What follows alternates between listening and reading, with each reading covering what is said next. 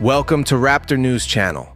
Israel has simultaneously advanced from every region. Hamas was unsure which region to support. They panicked so much that they exposed some tunnels while using them. Israeli special forces are now destroying these tunnels. Additionally, the complete blockade of Gaza is about to be closed. The Israeli army has managed to reach the city's busiest area. Today, we are seeing progress for miles. Finally, for the first time, such a large operation has started in Lebanon.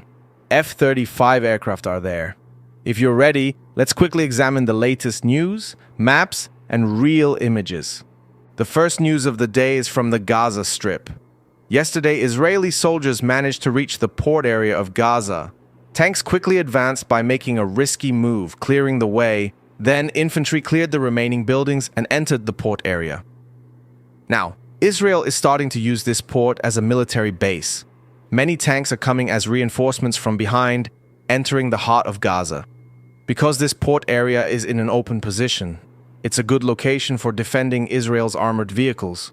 Normally, areas with many buildings are problematic for tanks, so they found this solution. The only open area in the region that can be supported by ships seems to be the port. Terrorists attempting to approach here will be easily neutralized by ships. Israel is taking every step with support and careful consideration. Furthermore, in the hours after their progress yesterday, Israel managed to reach the busiest part of the city. This area is one of the most densely populated parts of the city. There are many hiding places. And since the buildings are adjacent to each other, you can easily move from one building to another. This is highly advantageous for terrorists. It is believed that there are hundreds of terrorists in this small area alone. So, Israel's tanks stopped at the border of this area. They began to target the buildings they identified at the border. They are also continuing to advance in the remaining area. After collectively controlling a neighborhood, infantry is moving to a new one. They had advanced in a few neighborhoods yesterday. Today they will control new areas and advance to the southern border. The goal is to completely enclose the busiest part of Gaza City. This way the terrorists will be confined to a small area, and when they have no escape routes left, they will be neutralized en masse. Israel's purpose in advancing and narrowing down the areas is based on this goal. They will gradually shrink the circle they have created. Our second report is from the Ash-Shati camp located above Gaza. Terrorists realized that they've been cornered for the past 2 days and opened all their weapon crates. They started using everything they had to the fullest as they finally accepted that the region had fallen under Israel's control.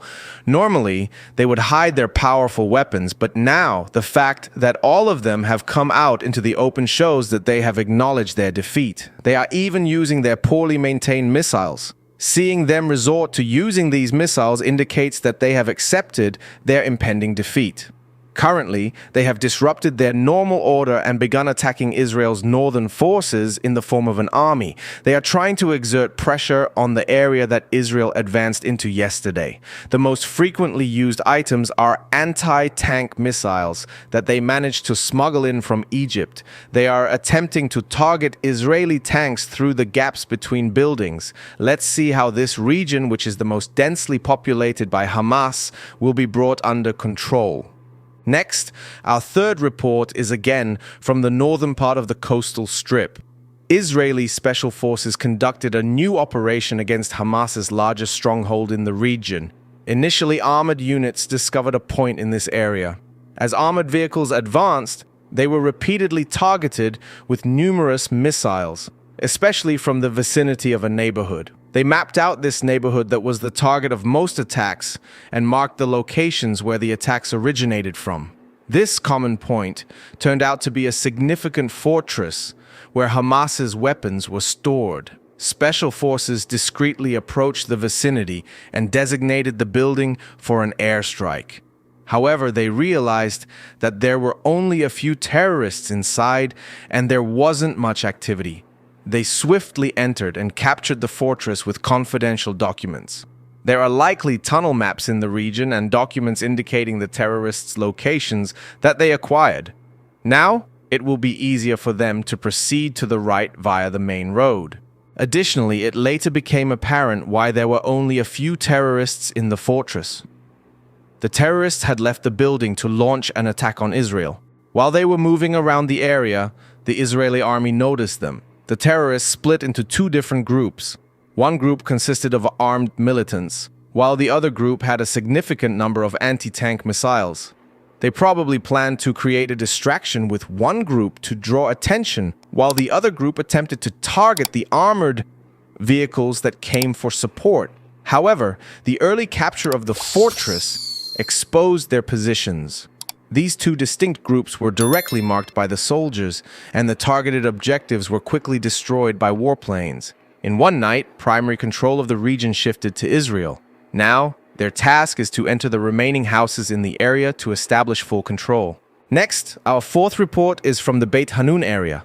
As you may recall, a few days ago, Israeli special forces covertly entered a Hamas control center located in Jabalia. They had seized maps and documents from there, and it was evident that the items they acquired were tunnel maps. Today, the day has come when this information proves useful. Israel has initiated a collective tunnel hunt in the Beit Hanun area.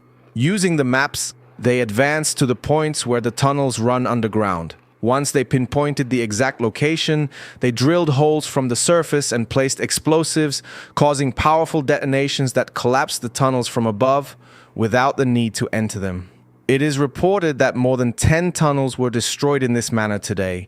The seized maps have indeed proven to be effective and significantly facilitated Israel's operations. Next, our fifth report is from the Lebanon and Syria border. Hezbollah attempted to attack Israel from the Syrian border today. They brought missiles close to the border and fired them towards the Golan Heights. They identified the Iron Dome system's location in the Golan Heights and attempted to directly strike this system. However, hitting an air defense system with conventional missiles is indeed challenging. Even advanced cruise missiles struggle to target air defense systems. Therefore, Israel's air defense quickly neutralized the missiles fired by Hezbollah. After these missiles were stopped, they launched different projectiles with the intent of starting fires. A large fire broke out near the Golan Heights border. Since it is very close to the border, firefighting teams cannot intervene effectively.